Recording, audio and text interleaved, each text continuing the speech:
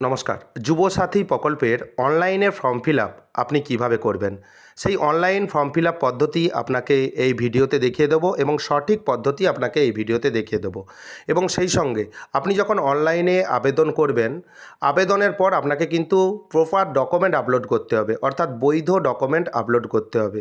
সঠিকভাবে কিভাবে document upload করবেন, সঠিকভাবে কিভাবে আপনি অনলাইনে আবেদন করবেন, যদি কোনো কারণে এরর শো হয় সেক্ষেত্রে আপনি কিভাবে কাজটি করবেন। তাই ভিডিওটি স্কিপ করবেন না, প্রথম থেকে শেষ পর্যন্ত দেখবেন। চ্যানেলে নতুন হয়ে থাকলে চ্যানেলটিকে সাবস্ক্রাইব করে দেবেন পরবর্তী গুরুত্বপূর্ণ আপডেট পাওয়ার জন্য। যুবসাথী প্রকল্পের অফিসিয়াল ওয়েবসাইট ভিজিট করবেন। ওয়েবসাইটটি হলো apas.wb.gov.in এবং আপনার সুবিধার্থে এই ওয়েবসাইটের লিঙ্ক আমি ডেসক্রিপশন বক্সে দিয়ে রাখবো। সেই লিঙ্কে ক্লিক করে আপনি এই ওয়েবসাইটে প্রবেশ করতে পারবেন এবং এই ওয়েবসাইট থেকে আপনি যুবসাথী প্রকল্পের অনলাইনে আবেদন করতে পারবেন। অনলাইনে আবেদন করার জন্য ক্লিক টু অ্যাপ্লাই ডান দিকে দেখতে পাবেন এবং নিউ লেখা রয়েছে। আপনি ক্লিক টু অ্যাপ্লাই অপশানে ক্লিক করবেন। ক্লিক টু অ্যাপ্লাই অপশানে ক্লিক করার পর আপনার কাছে দেখতে পাবেন নতুন একটি পেজ ওপেন হয়ে যাবে। প্রথমেই দেখে নেবেন কোন কোন ডকুমেন্ট আপলোড করতে হবে। মাধ্যমিক অর ইকুইভ্যালেন্ট অ্যাডমিট কার্ড, মাধ্যমিক পরীক্ষার অ্যাডমিট কার্ড আপনি আপলোড করবেন এবং সমস্ত ডকুমেন্ট 300 কেবির মধ্যে পিডিএফ ফরম্যাটে। প্রথমে কিন্তু এখানে 2 এমবির মধ্যে লেখা ছিল, এখন আপডেট হয়ে এখানে কিন্তু 300 কেবির মধ্যে পিডিএফ ফরম্যাটে। এবং মাধ্যমিক or equivalent marksheet, certificate of education qualification PDF only. এখানে আপনি মাধ্যমিকের মার্কশিট এবং সার্টিফিকেট একটি ফাইলে আপনি মার্জ করে আপলোড করে দেবেন। তারপর দেখবেন কপি অফ আধার কার্ড, আধার কার্ডের পিডিএফ কপি আপনি আপলোড করবেন এবং বোথ সাইড আপলোড করবেন। যদি বড় আধার কার্ড থাকে সেক্ষেত্রে আপনি প্রথম পেজ আপলোড করলে কোনো রকম অসুবিধা হবে না। Copy of voter card 300 KB PDF ফরম্যাটে এবং বোথ সাইড আপনি কিন্তু একটি ফাইলে স্ক্যান করে নেবেন। যাদের এসসি, এসটি, ওবিসি বা কাস্ট সার্টিফিকেট রয়েছে তারা কাস্ট সার্টিফিকেটও কিন্তু আপলোড করতে পারবেন, সেটাও কিন্তু ফাইল সাইজ 300 কেবির মধ্যে পিডিএফ ফরম্যাটে। এখানে আপনি ডকুমেন্টগুলি দেখে নিলেন এবং সেই সঙ্গে আপনাকে ফটো, সিগনেচার এবং ব্যাংক পাসবুক সমস্ত আপলোড করতে হবে, সেটাও আপনাকে দেখিয়ে দিচ্ছি।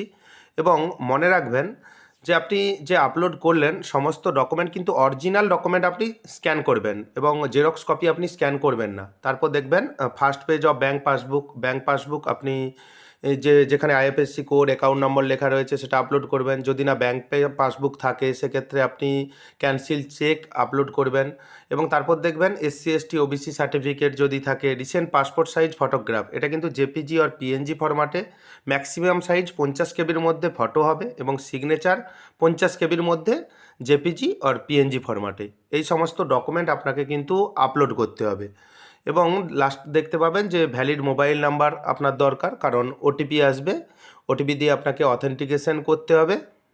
এই ডকুমেন্টগুলি রয়েছে, এই ডকুমেন্ট আপনাকে কিন্তু সংগ্রহ করে রাখতে হবে বা স্ক্যান করে আগে থেকে রেখে দেবেন, তাহলে আবেদনের প্রক্রিয়া আরও ভালোভাবে আপনি আবেদন করতে পারবেন। বাম দিকে দেখবেন অ্যাপ্লাই অনলাইন একটি অপশান রয়েছে, আপনি অ্যাপ্লাই অনলাইন অপশানে ক্লিক করবেন।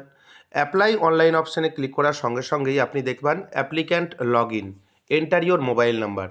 এখানে আপনার মোবাইল নাম্বার দেবেন, যেই মোবাইল নম্বর আপনার সঙ্গে রয়েছে, কারণ ওটিপি আসবে, ওটিপি অথেন্টিকেট করতে হবে।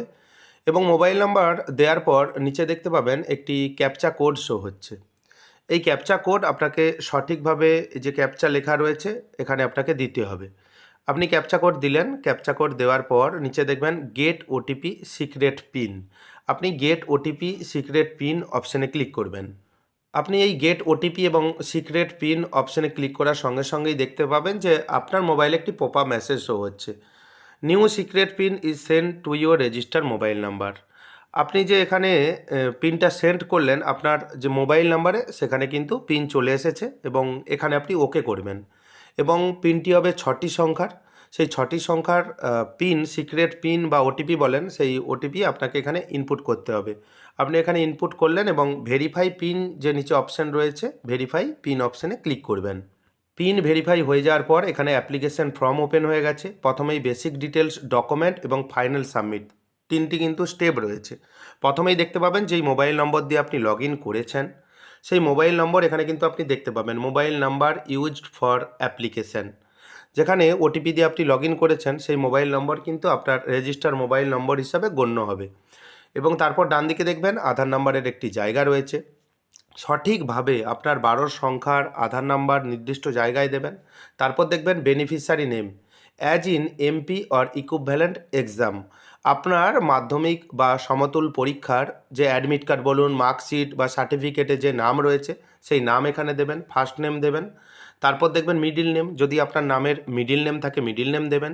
এবং ডান দিকে দেখতে পাবেন লাস্ট নেমের একটি জায়গা রয়েছে, লাস্ট নেমের জায়গায় আপনার পদবি দিয়ে দেবেন।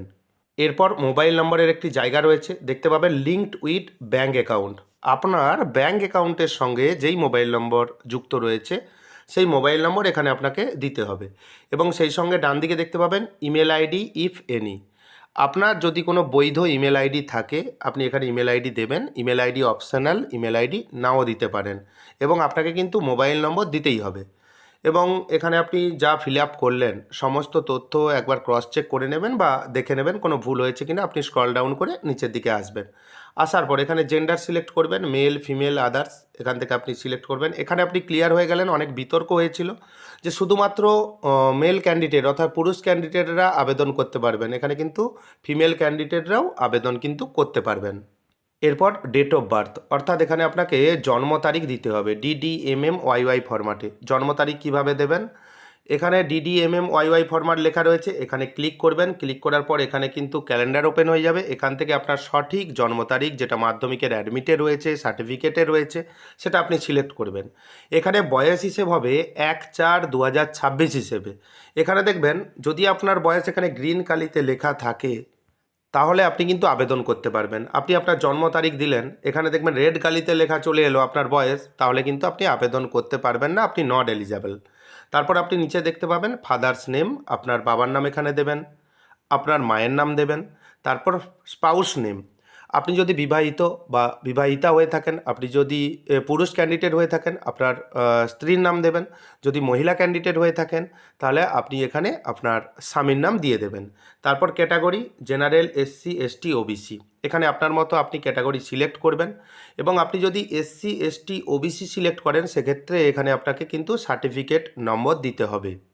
তবে আপনি যদি SC ST OBC ধরুন সিলেক্ট করলেন, সেক্ষেত্রে আপনার কাছে সার্টিফিকেট নেই, তাহলে কিন্তু আপনি জেনারেল এখান থেকে সিলেক্ট করবেন। এবং লক্ষ্মীর ভাণ্ডারে SC STর যে সুবিধা রয়েছে এখানে কিন্তু সেই সুবিধা কিন্তু নেই। জেনারেল, SC ST OBCর একই সুবিধা রয়েছে, সবাই কিন্তু 1500 টাকা করে আপনি পাবেন। এবং তারপর দেখতে পাবেন ম্যারিটাল স্ট্যাটাস, এখানে আনম্যারিড, যদি অবিবাহিত হয়ে থাকেন এখানে আপনি ক্লিক করবেন। উইডোয়ার হয়ে থাকলে এখানে ক্লিক করবেন। যদি ম্যারিড বা বিবাহিত হয়ে থাকেন তাহলে এখানে আপনি ক্লিক করবেন। এবং সেপারেটেড যদি আপনি থাকেন, সেপারেট এখানে যে চেকবক্স রয়েছে এখানে ক্লিক করবেন। এখানে আপনার মতো আপনি চেকবক্সে ক্লিক করে দিলেন। এরপর দেখতে পাবেন কন্ট্যাক্ট ডিটেলস, প্রথমেই দেখবেন হাউস প্রেমিস নম্বর। সাধারণত গ্রাম অঞ্চলে আপনি কিন্তু বাড়ির নম্বর পাবেন না, সেক্ষেত্রে বাড়ির নম্বর কিভাবে পাবেন, ভোটার লিস্টে দেখবেন যে বাড়ির নম্বর রয়েছে। ভোটার লিস্ট কীভাবে ডাউনলোড করবেন সে সম্বন্ধে ভিডিও আমার চ্যানেলে অলরেডি রয়েছে, আমি আই বটনে লিঙ্ক দিয়ে রাখবো। যদি না বাড়ির নম্বর আপনি পান সেক্ষেত্রে আপনি এখানে গ্রামের নাম দিয়ে দেবেন, কোনো অসুবিধা হবে না।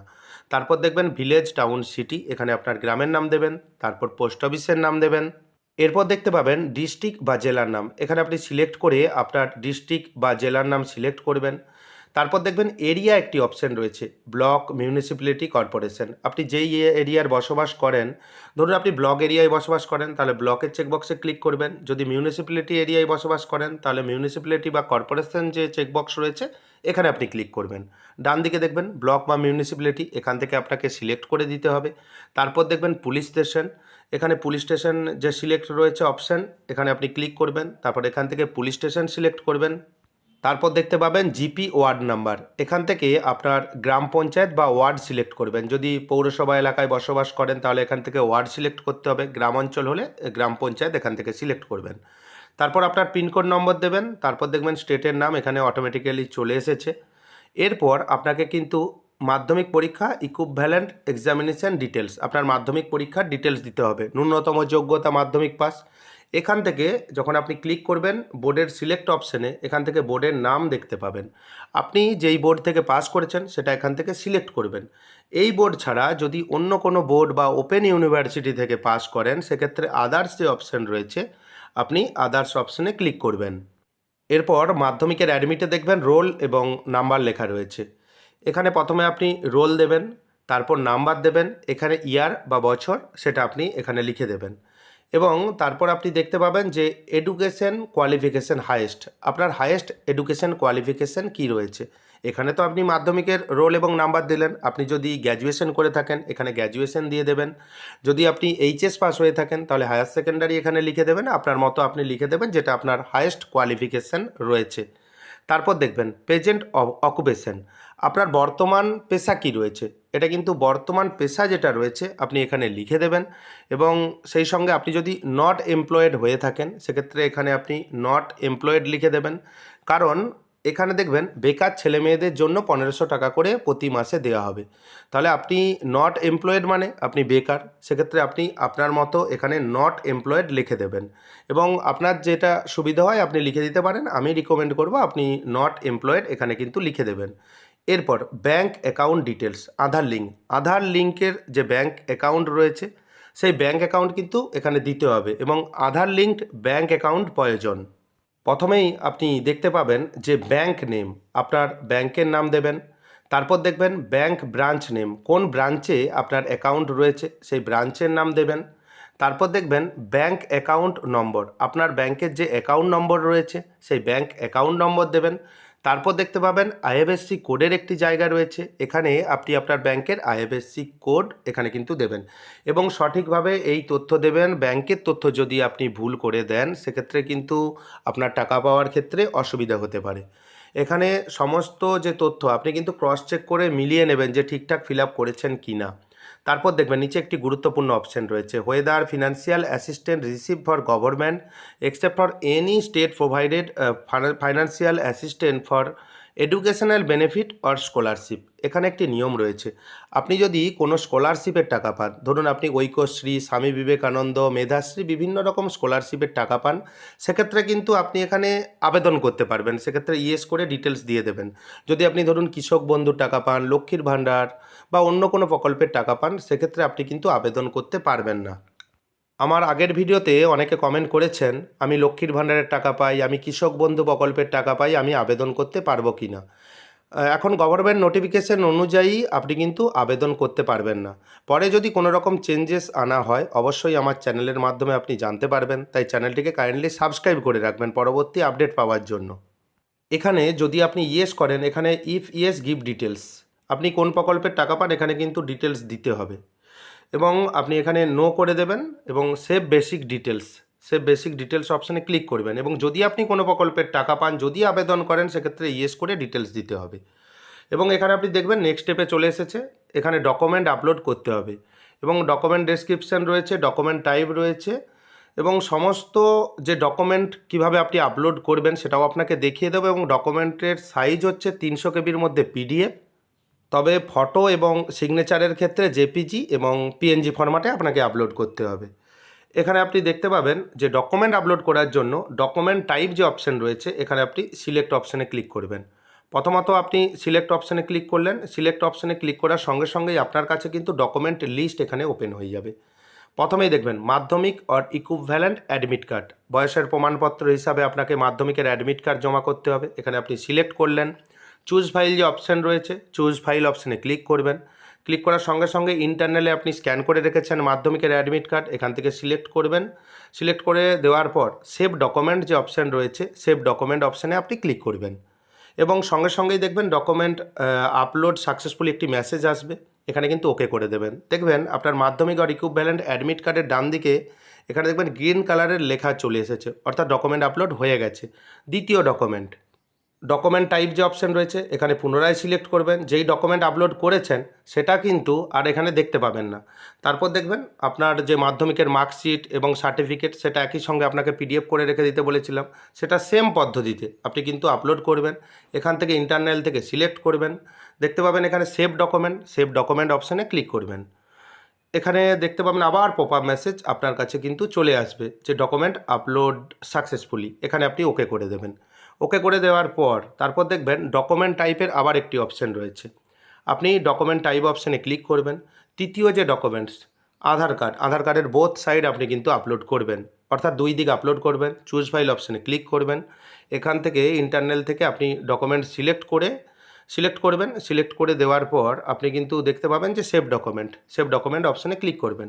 এভাবেই আপনি কিন্তু সমস্ত ডকুমেন্ট আপলোড করে দেবেন এবং এখানে পপ আপ মেসেজ আসবে ডকুমেন্ট আপলোড সাকসেসফুলি। এভাবেই সমস্ত ডকুমেন্টস আপলোড করে দেওয়ার পর আপনি দেখবেন এখানে একটি অপশান রয়েছে SC ST OBC certificate if SC ST OBC. এখানে কিন্তু কাস্ট সার্টিফিকেট আপলোড করা নেই, যেহেতু যেই অ্যাপ্লিকেশনটি করেছি উনি জেনারেল ক্যান্ডিডেট, সেজন্য কাস্ট সার্টিফিকেট আপলোড করার দরকার নেই। এবং সমস্ত ডকুমেন্টস আপলোড করে দেওয়ার পর স্ক্রল ডাউন করে নিচের দিকে আসবেন, চেক বক্সে ক্লিক করবেন। নিচে দেখতে পাবেন একটি ফাইনাল সাবমিট অপশানে ক্লিক করবেন। ফাইনাল সাবমিট অপশানে ক্লিক করার সঙ্গে সঙ্গেই দেখতে পাবেন এখানে একটি পপ আপ মেসেজ শো হচ্ছে। আপনি কি এই আবেদনপত্র জমা করতে চান? এবং আপনি যদি জমা করে দেন সেক্ষেত্রে কিন্তু পরবর্তীকালে আপনি কিন্তু কোনো চেঞ্জেস করতে পারবেন না বা এডিট করতে পারবেন না, এটাই লেখা রয়েছে। আপনি এখানে ওকে করে দেবেন। কিছুক্ষণ সময় নেবে, অপেক্ষা করবেন। দেখতে পাবেন সার্ভার একটু স্লো রয়েছে এবং মাঝে মাঝে এরর লেখা আসবে। আপনি কিন্তু পেজটি রিফ্রেশ করে দেবেন। যখন এরর লেখা আসবে পেজটি রিফ্রেশ করবেন এবং আপনি রাতের দিকে কাজটি করবেন, কারণ দিনের বেলায় সার্ভারটা প্রচণ্ড স্লো রয়েছে।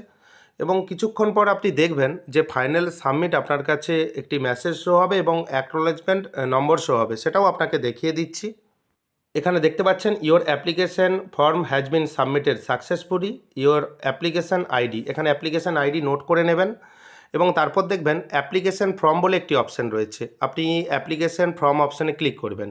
অ্যাপ্লিকেশন ফর্ম অপশানে ক্লিক করার সঙ্গে সঙ্গেই পিডিএফ ফরম্যাটে আপনার যে অ্যাপ্লিকেশন ফর্ম আপনি জমা করেছেন সেটা আপনি এখানে দেখতে পাবেন। সেই সঙ্গে আপনারা যদি অফলাইনে ফর্ম কেউ জমা করেন, আপনারা জানবেন যে একটি দুয়ারে সরকার রেজিস্ট্রেশন নম্বর দেওয়া হয়েছিল।